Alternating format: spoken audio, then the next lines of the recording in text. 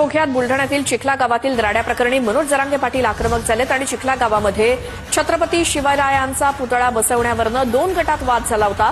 पोलिसांनी आरोपींवरती 307 चे गुन्हे दाखल करावेत अशी मागणी मनोज जरांगे पाटील यांनी केली आहे। तर 25 तारखेपर्यंत सर्व आरोपींना अटक करा अन्यथा आंदोलन सुरू करणार असा इशारा मनोज जरांगेंनी पोलिसांना दिला। लेकरं बघून तर मला तयार नाही गेला मारलं बरोबर त्या ताईचा पाय मोडला। याच्यात तुम्ही रिपोर्टची कशाची वाट बघताल तर बघू नका।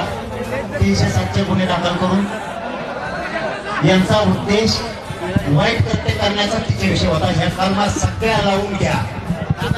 जर याच्या सगळ्या कलमा लावून जर अटक झाली नाही तर मला 25 तारखेच्या नंतर राज्याची बैठक या चिखला गावात लावून आंदोलन सुरू करायचं। मी कोकळे साहेबांवरती विश्वास ठेवलाय, तांबे साहेबांवरती विश्वास ठेवलाय।